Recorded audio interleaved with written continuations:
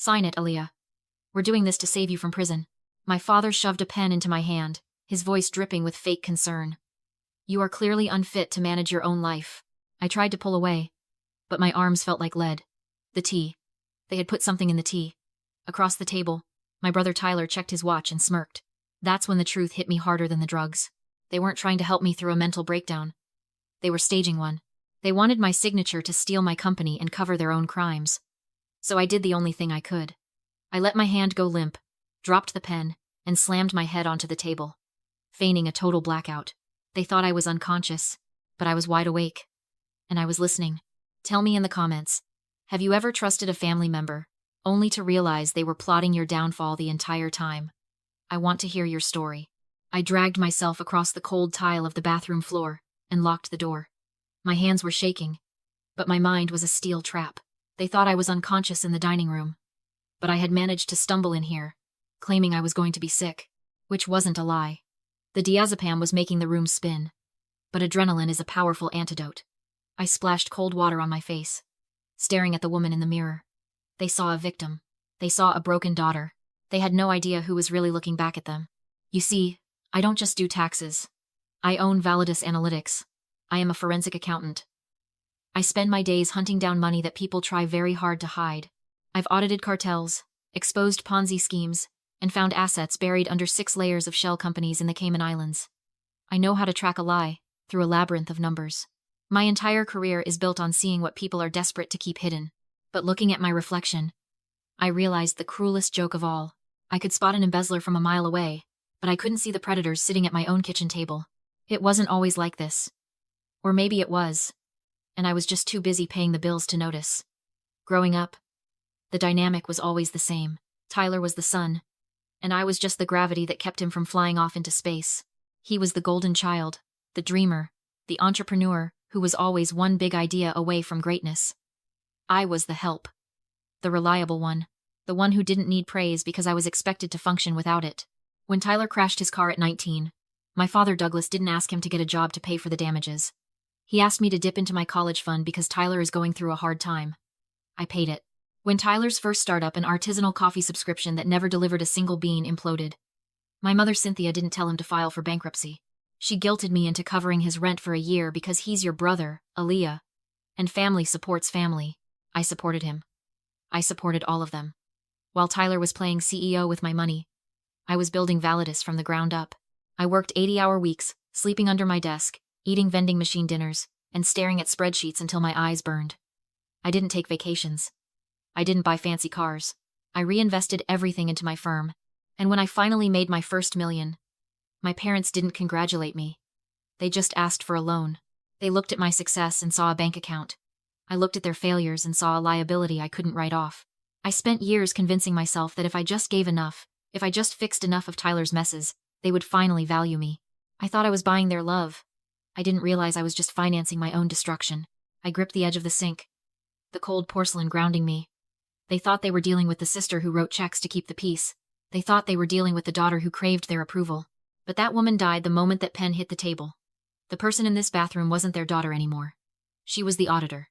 And she was about to close the books on this family for good. 2 weeks ago, the war didn't start with a scream. It started with a spreadsheet.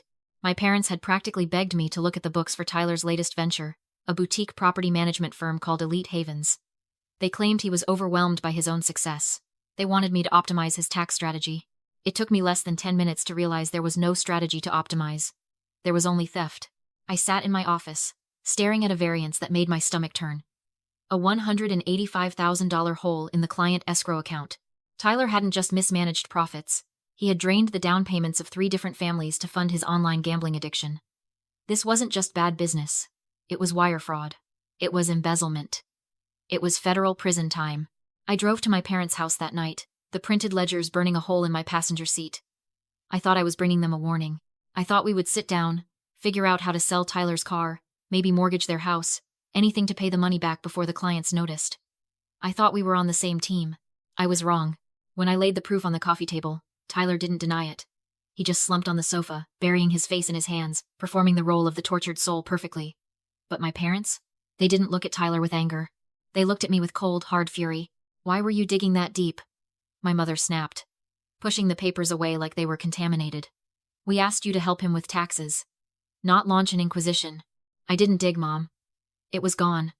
The money is gone, I tried to explain, my voice rising. He stole from clients. If he doesn't put that money back by the end of the quarter, he's going to jail. My father stood up, towering over me. Nobody is going to jail, Aaliyah. You're overreacting. You always have to be the smartest person in the room, don't you? You always have to make your brother look small. That was the moment the ground shifted. They weren't horrified by the crime. They were inconvenienced by the witness. They sent me home, telling me they would handle it. I didn't sleep for days, waiting for them to call, to ask for a loan, to do something rational. Instead, they invited me to a wellness dinner, standing in the bathroom, gripping the cold porcelain. The final piece of the puzzle clicked into place. The diazepam. The intervention. The power of attorney. They weren't poisoning me to kill me. Dead bodies trigger autopsies, and autopsies trigger homicide investigations. They needed something cleaner. They needed me alive, but discredited. If I was drugged, stumbling, slurring my words, and acting paranoid, I looked unstable. If they could get a doctor to sign off on a psychotic break, they could get an emergency conservatorship. They would gain control of Validus Analytics. They would have access to my corporate accounts. They could take my liquid assets, money I earned, finding criminals, and use it to refill Tyler's escrow account. And the cherry on top? If the missing money was ever discovered later, they could blame the crazy accountant's sister who had a breakdown and messed up the books. They were going to frame me to save him. I looked at the door. Beyond it, my family was waiting for the drug to finish the job. They expected a victim to walk out. But they forgot the first rule of forensic accounting. Follow the incentive. I knew exactly what they wanted, and I knew exactly how to use it to bury them. I unlocked the bathroom door. The room was still spinning, but my resolve was absolute. I wasn't going to let them commit me. I was going to let them commit a felony. I stumbled out of the bathroom, clutching the doorframe for support. My performance had to be flawless. I walked back into the dining room, my eyes unfocused. My speech slurred just enough to sell the lie. I can't think, I mumbled, swaying slightly. I feel sick. I need to go home. I'll sign everything in the morning. Just let me sleep. Douglas exchanged a look with Cynthia. I could see the calculation in their eyes. They had the power of attorney ready. But if I signed it while visibly drugged, a judge might throw it out later. They needed me compliant, but conscious enough to make it stick. Go home, Aaliyah, my mother said, her voice dripping with that same fake sympathy. Rest. We'll meet at your office at 9 sharp. Don't make us wait. They let me walk out the door because they were arrogant. They thought the diazepam had already won. They thought they were watching a broken woman retreat to her bed to surrender. They didn't know I was calling an Uber to the nearest emergency room. The ride was a blur of nausea and city lights. But when I walked into the ER, I didn't sit in the waiting area. I walked straight to the triage nurse, gripping the counter to keep my hands steady. She looked up, ready to ask for my insurance card, but I cut her off. I am a forensic auditor involved in a high-stakes litigation case, I said, my voice low and lethal. I have reason to believe I have been chemically partially sedated to coerce a signature on a legal document. I need a full toxicology panel drawn immediately to establish a legal chain of custody. If you do not secure this evidence now, this hospital could be liable for spoliation of evidence in a felony fraud investigation. The nurse stopped typing. She looked at my dilated pupils, then at the steel in my eyes. She didn't ask me to take a seat. She picked up the phone and paged the on-call physician. Within 20 minutes, my blood was in a vial, labeled, sealed, and time-stamped. I wasn't just a patient. I was a crime scene. And I had just secured the evidence that would put my parents in prison. But I wasn't done. Prison was the long game. I needed to destroy their ability to fight back first. I took another car to my office. The building was dark, the silence of the empty floor comforting. I made a pot of black coffee and sat at my desk, the glow of my monitors cutting through the gloom. This was my arena. This was where I hunted. I opened a new file and began to draft the most important document of my career. I titled it, The Liability Assumption and Asset Transfer Agreement. To the untrained eye, it looked like a surrender. It listed my company, my intellectual property, and my accounts as assets being transferred to the Reynolds Family Trust. It looked like I was giving them everything they wanted, but I wasn't writing a transfer. I was writing a trap. I pulled a black USB drive from my drawer. I loaded it with a single encrypted file named Ledger. V2 DAT. It looked impressive. It looked like a digital vault key. I would tell them it held $500,000 in untaxed cryptocurrency, my escape fund that I was too terrified to declare to the IRS. It was a lie. The drive was empty, but it was the perfect bait. I sat back, spinning the USB drive between my fingers. Why would seasoned con artists like my parents fall for such an obvious trap? Why would they sign a 50-page contract without reading the fine print? Here is the thing about narcissists. They have a blind spot the size of a continent. It's called the greed override. A predator will never look at the fine print if the headline promises them free money. I didn't need to outsmart them. I just needed to feed their greed until they choked. They believed I was weak.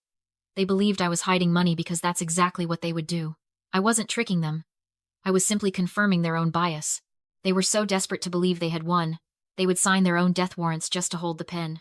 I printed the document. 52 pages of dense legal text. I placed the USB drive on top of it. It was 4 a.m.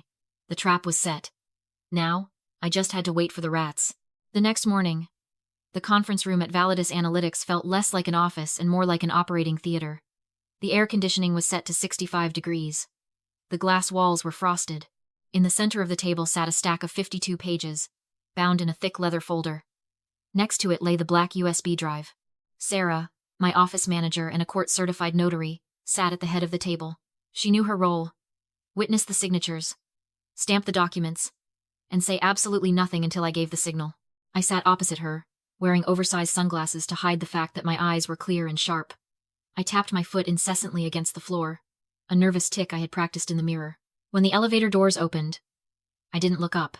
Douglas, Cynthia, and Tyler walked in like they owned the building. They probably thought they already did. My father was wearing his closer suit navy blue. Silk tie, the uniform of a man who thinks he's about to win a negotiation. Tyler looked hungover but eager, his eyes immediately darting to the USB drive on the table. "Aaliyah," my mother said, her voice dropping into that familiar, suffocating register of concern. "We were so worried. You look terrible, honey." I didn't sleep," I stammered, my voice pitched high and tight. "I think they're watching me. The auditors."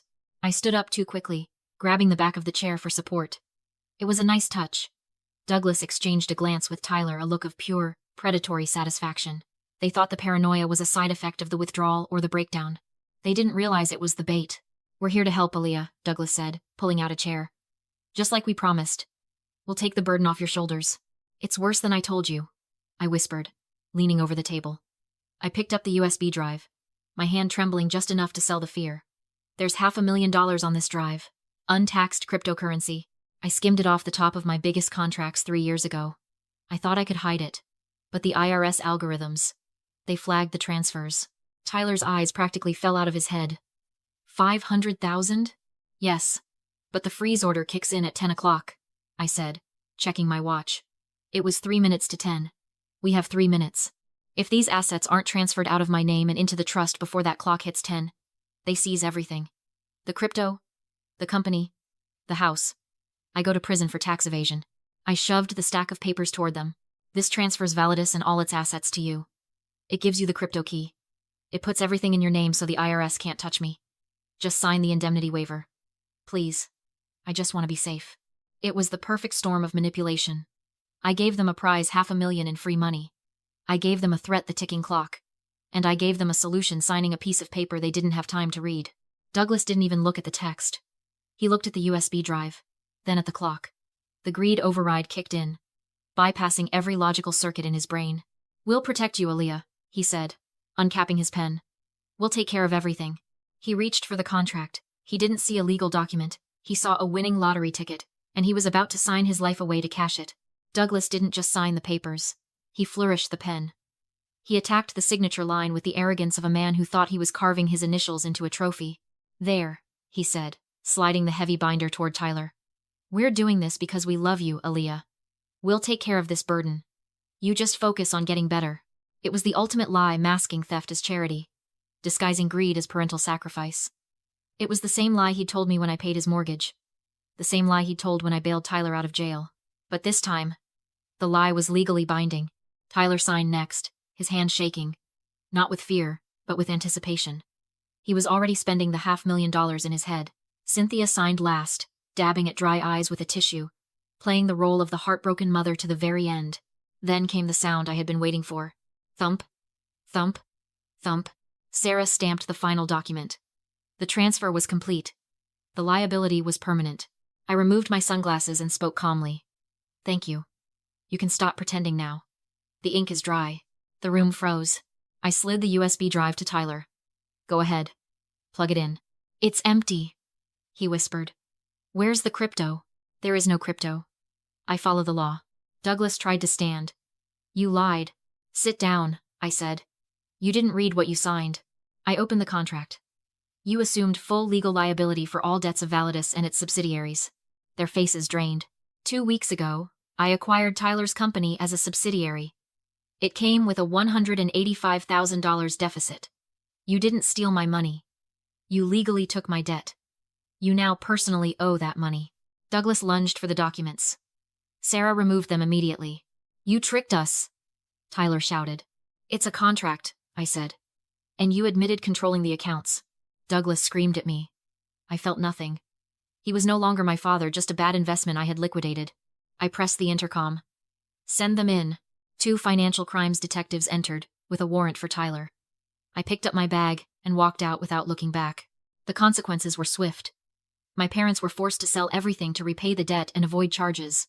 Tyler pled guilty to wire fraud and is now serving time. As for me, I kept my life. Now I sit in my home, drinking tea I brewed myself. It tastes like peace. You can't con an auditor.